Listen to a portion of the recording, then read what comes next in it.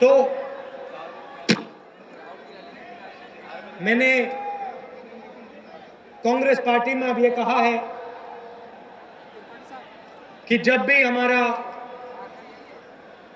Manifesto बनेगा तो वो सिर्फ हमारा मैनिफेस्टो नहीं होगा, वो आपका मैनिफेस्टो होगा। और मैंने कहा है कि देखिए, सबसे मिलना है, चाहे वो मजदूर हो, चाहे वो महिला हो, गरीब हो, किसी भी जात का हो। कांग्रेस पार्टी मीटिंग करेगी और जो आपके सुझाव हैं उनको लेगी और वो हमारे मैनिफेस्टो में जाएगा और फिर उसको हम लागू करेंगे। अब मैं अपना भाषण शुरू करता हूं।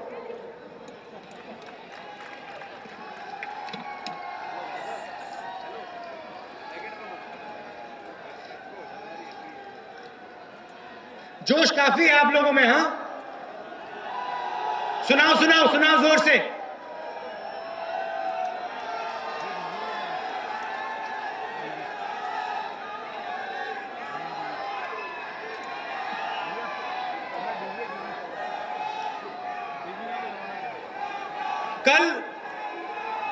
कल 2-3 दिन पहले मैं मध्य प्रदेश गया था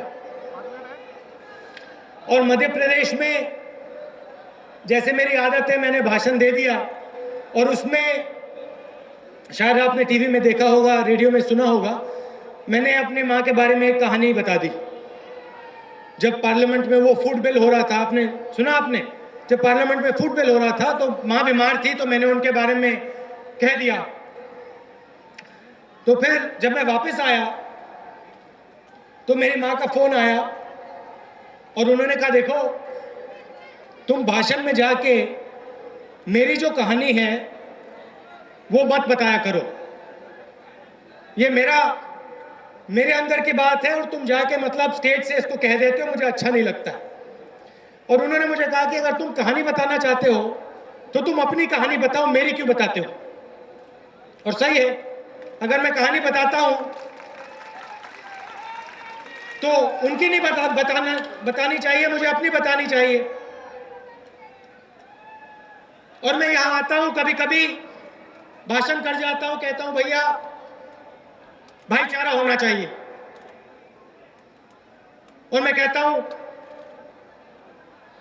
दंगा होता है, लड़ाई होती है, नहीं होनी चाहिए। आतंकवाद के खिलाफ बोलता हूं, मगर मैंने आपसे अपने अंदर की बात नहीं बताई कि मैं आतंकवाद के खिलाफ क्यों बोलता हूं और मेरी सोच क्या है। देखिए, अगर आप राजनीतिक लोगों को देखें तो मेरे परिवार में 2 लोगों को आतंकवादियों ने मारा है, मेरी दादी को और मेरे पिता को। और जब मेरी दादी को मारा था मैं 14 साल का लड़का था, छोटा सा था। और हमारे घर में पापा बहुत डिसिप्लिन रखते थे, अगर कोई बदमाशी होती थी, मैं उल्टा सीधा काम करता था तो डंडा पापा मारते थे और दादी मुझे बचाती थी। चाहे मैं कुछ भी बदमाशी करता था, दादी का छुपा हुआ हाथ मुझे पापा से डांट से बचा देता था। उदाहरण देता हूं, मुझे पालक अच्छी नहीं लगती थी और लंच के समय मेरे पिता मेरे सामने पालक रख देते थे और कहते थे भैया आप इसको खाओ। और जब हम सब बैठे होते थे तो मेरी दादी एक अखबार खोलती थी थाली के ऊपर ऐसे, और उसके पीछे मैं पालक उठा के दादी के प्लेट पे रख देता था और दादी उसको खा लेती थी। और इस प्रकार से मेरी दादी, जैसे बड़ा पेड़ होता है ना, छाया देता है, वैसे मेरी दादी मुझे छाया देती थी।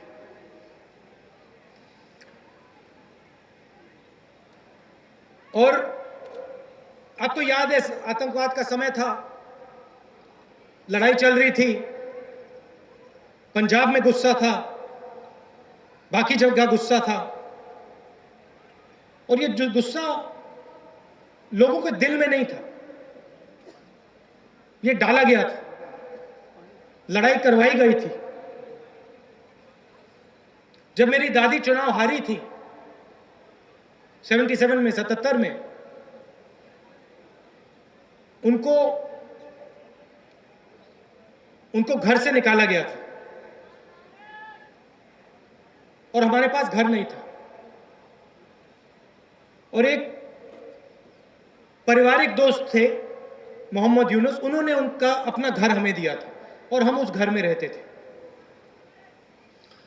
और 77 में जैसे राजनीति में होता है, जब चुनाव हारा जाता है या सत्ता नहीं होती है तो सब दोस्त चले जाते हैं, और हमारा परिवार था, वहां कोई नहीं दिखता था, गेट खाली रहता था। मगर सिख व्यक्ति जो सिख थे, और यहां मुझे कोई दिखाई नहीं दे रहे हैं, वो खड़े हैं, जो सिख थे 77 में, वो मुझे दिखाई देते थे, और वो मेरी दादी के साथ सबसे बुरे समय में दिखे थे मुझे और खड़े थे। अब 5-6 साल में गुस्सा हुआ। मैंने आपको दादी के बारे में बताया, मैं आपको सतवंत सिंह और बेअंत सिंह के बारे में भी बता सकता हूं। सतवंत सिंह और बेअंत सिंह को मैं जानता था, और एक प्रकार से वो मेरे दोस्त थे। जैसे ये हमारे बॉडीगार्ड खड़े हैं, वैसे ही वो थे, और उनसे मेरी दोस्ती थी। कोई मुझे बैडमिंटन सिखाता था, कोई मुझे वर्जिश करना सिखाता था। और एक दिन गुस्से के कारण मेरे दोस्तों ने मेरी दादी को मार दिया, और मुझे मेरे अंदर, जैसे ये खड़े हैं यहां पे, नाम क्या है आपका,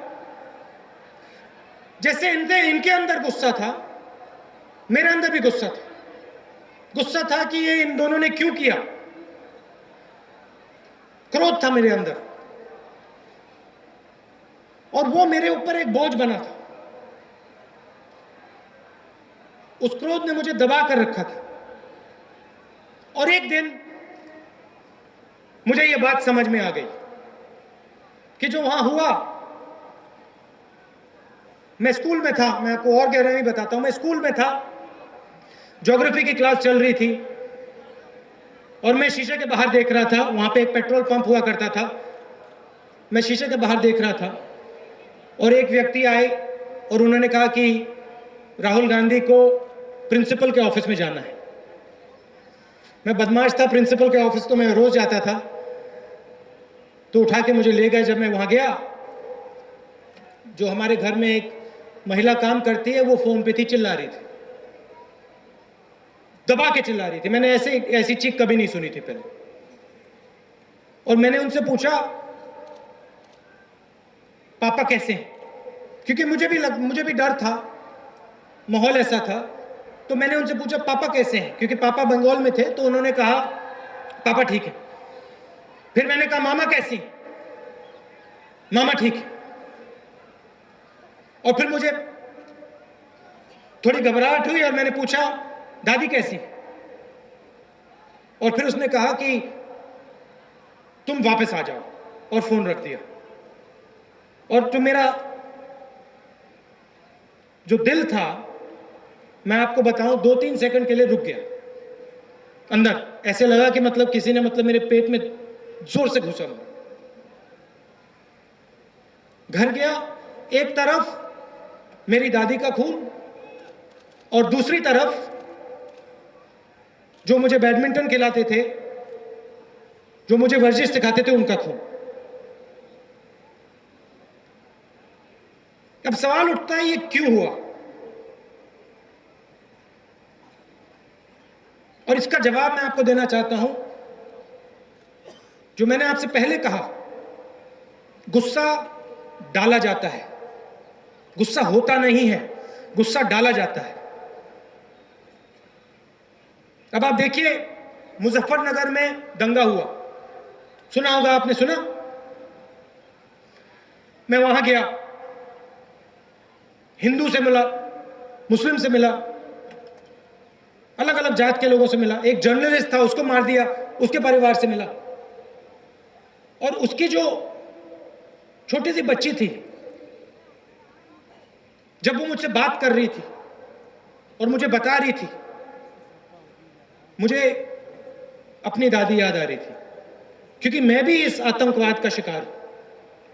और सिर्फ मैं अकेला नहीं हूं, यहां पे मैं सिर्फ अकेला नहीं हूं, इस देश में लाखों लोगों को इस आतंकवाद का असर पड़ता है। गुस्सा डाला जाता है। मुजफ्फरनगर में दंगा हुआ, नहीं सुनो, मुजफ्फरनगर में दंगा हुआ। कल मेरे कमरे में एक पुलिस वाला आया, बातचीत हो रही थी। मैंने उनसे पूछा, भैया क्या कर रहे हो? इंटेलिजेंस का था वो। मैंने उससे पूछा, भैया आप कर क्या रहे हो आजकल? और वो मुझे कहता है, राहुल जी, मुजफ्फरनगर में जो दंगा हुआ है, जो वहां मारपीट हुई है, वहां जिन लोगों को मारा गया है, भैया 5 मिनट में नहीं होने वाला है। हाँ, उनको जिनको मारा गया है वहां पे, वो अब पाकिस्तान जाना चाह रहे हैं। वो पाकिस्तान जाना चाह रहे हैं क्योंकि उनमें गुस्सा है, और मैं उनको ट्रैक कर रहा हूं, मैं उनसे बातचीत करने की कोशिश कर रहा हूं, और उनको मैं रोकने की कोशिश कर रहा हूं। अब देखिए, दंगा कर दिया, गुस्सा डाल दिया, और फिर उसके बाद में पूछते हैं, भैया आतंकवाद क्यों हो रहा है? आतंकवाद इसलिए होता है क्योंकि गुस्सा डाला जाता है। और अगर हमारी विपक्ष की पार्टी एक काम करती है, तो वो हिंदुस्तान के दिल में गुस्सा डालने की कोशिश करती है, हिंदू को मुसलमान से लड़ाने की कोशिश करती है। और ये फुल टाइम इनका काम है, फुल टाइम इनका ये काम है। और जब मरते हैं लोग,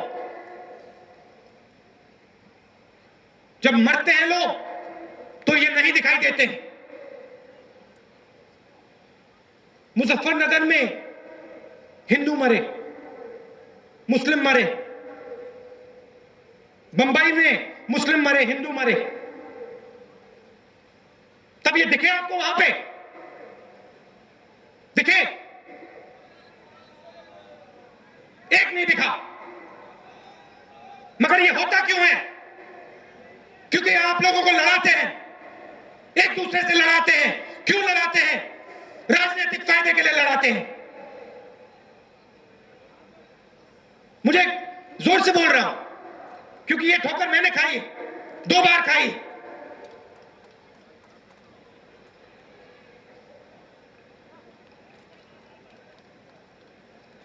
तो ये देश जो है, और आप सुन लो, ये क्रोध से और गुस्से से आगे नहीं जाएगा, ये प्यार से आगे जाएगा, ये एक साथ आगे जाएगा।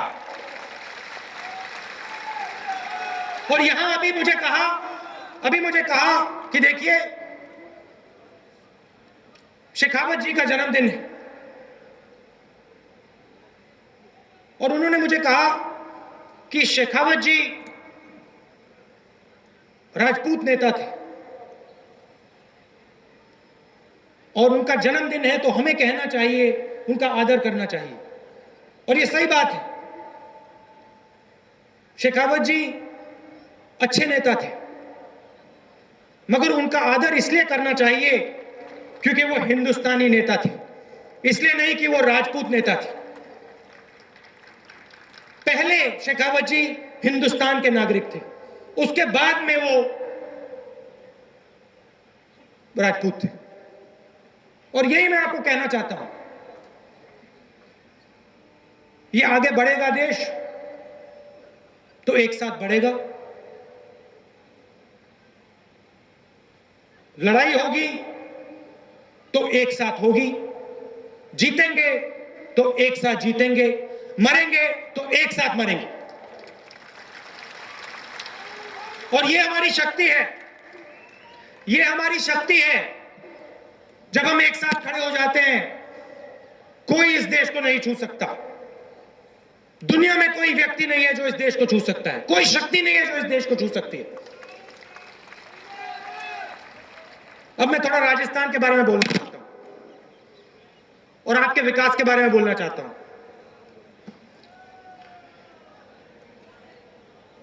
यहां अभी बुजुर्ग आए और उन्होंने गहलोत जी से कहा, पेंशन के लिए धन्यवाद कहा।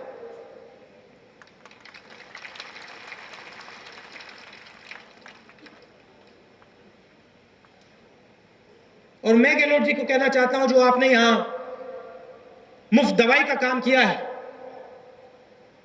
वो जब हमारी सरकार बनेगी दिल्ली में, तो सिर्फ राजस्थान में नहीं लागू होगा, वो पूरे हिंदुस्तान में जाके लागू होगा।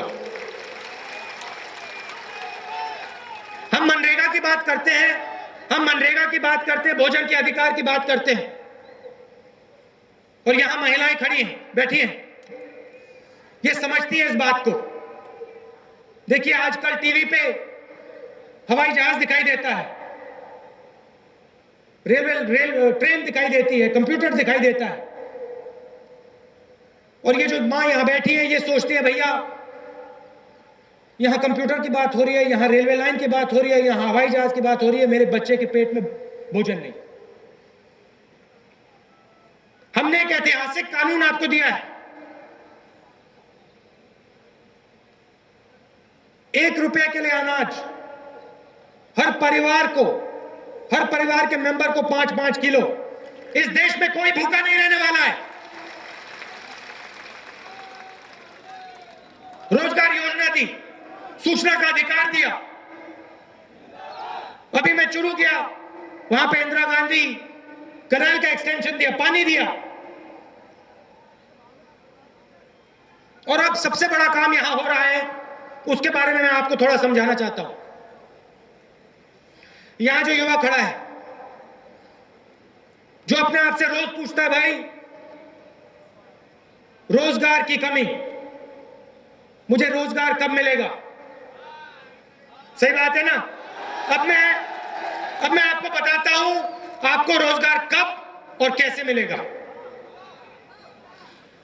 हमारी सरकार ने पूरे हिंदुस्तान में कॉरिडोर बना रखा है, कॉरिडोर बनाना शुरू किया है।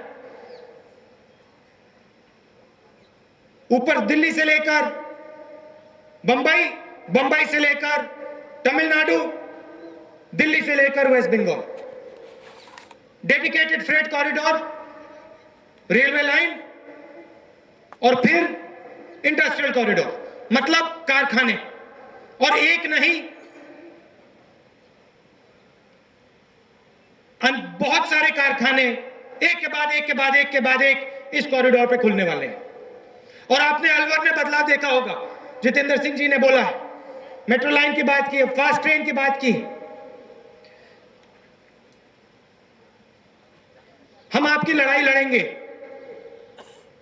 मगर मैं एक बात आपसे कहना चाहता हूं, अगर कांग्रेस पार्टी की सरकार बनेगी तो कमजोर लोगों की, गरीब लोगों की, युवाओं की सरकार बनेगी। उद्योगपतियों की सरकार नहीं बनने वाली।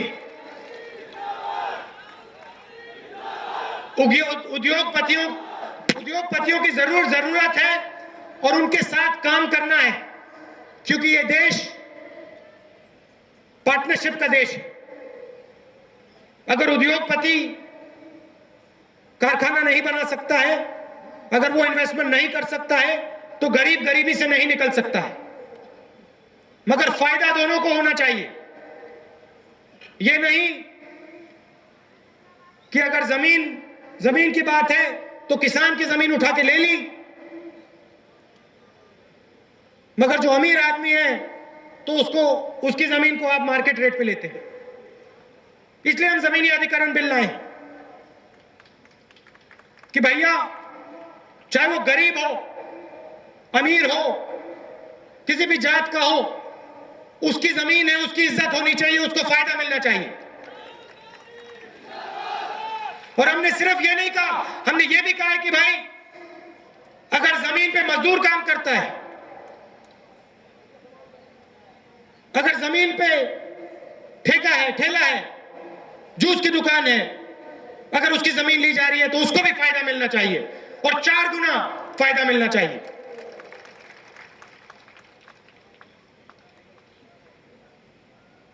यहां देखिए, सबसे बड़ी चीज है युवाओं की शक्ति का प्रयोग करना है। और हमारा जो राजनीतिक सिस्टम है, और ये हर पार्टी की बात है, ये सिर्फ कांग्रेस पार्टी की बात नहीं है, ये बीजेपी, बीएसपी, एसपी, बीजेडी सबकी बात है। आम जनता की आवाज इन संगठनों के अंदर नहीं है, घुस नहीं पाती, और 500-600 लोग इस देश को चलाते हैं। जब तक आम आदमी की आवाज इन बंद कमरों में नहीं पहुंची, जब तक आप लोगों की आवाज इन बंद कमरों में नहीं पहुंची, जब तक इन महिलाओं की आवाज इन बंद कमरों में नहीं पहुंची, तब तक ये देश आगे नहीं जाने वाला है। और ये गेट जो है, इसको हम खोलेंगे, आप देखना। आपके लिए, प्रधानों के लिए, आम आदमी के लिए हम राजनीतिक सिस्टम में जगह बना के दिखाएंगे।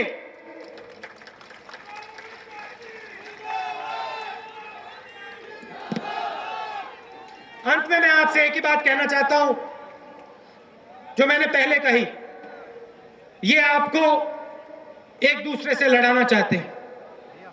ये चाहते हैं कि हिंदू मुसलमान से लड़े, कोई एक जात दूसरे जात से लड़े, और फिर वो फायदा, राजनीतिक फायदा उठाना चाहते हैं।